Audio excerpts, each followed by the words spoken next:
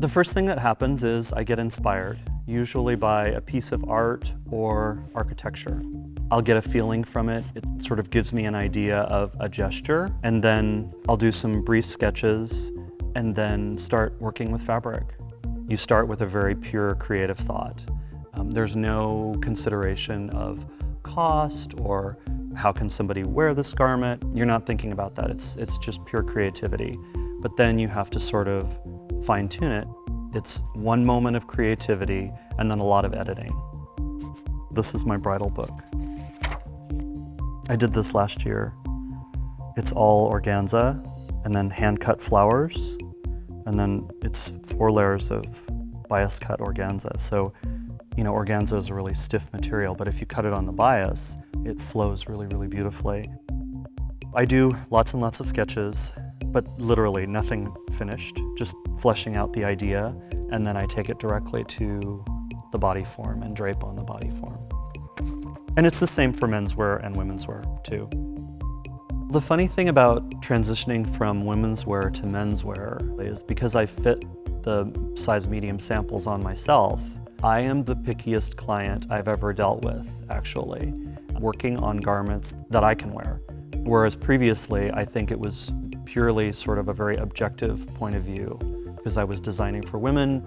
I'm not a woman, don't have a woman's body, so it's a completely different line and expression.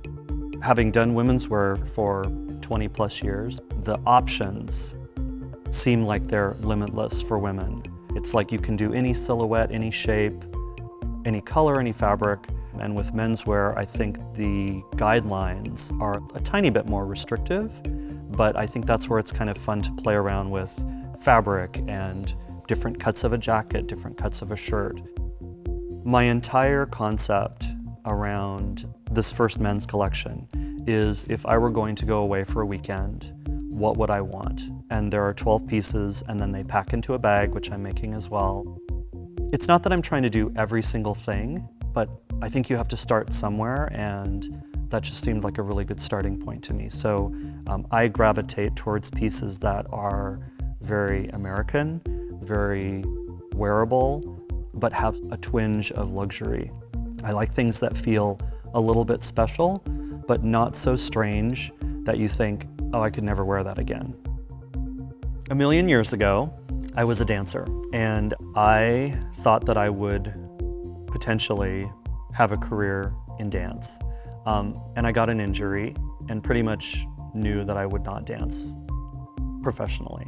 Then when I was 15, I went to Italy for the first time, and I'll never forget, I bought an Italian Vogue, weighs a ton, and I carry it all over Rome all day long. I swear to God, we were walking around for like 12 hours, and I just carried this magazine with me, and I was hooked. I was hooked after that. YSL is hugely inspiring to me.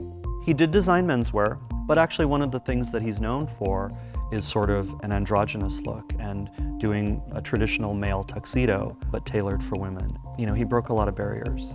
He was one of the first designers to consistently work with African American and African models, and models of color in general. He supported that in his work, and I think that's a huge, huge thing. The Seattle design community is growing. I've lived here my entire life. There's a ton of designers, and I think Seattle has always been really supportive of the arts. In every collection that I do, I'm gonna do a raincoat for sure.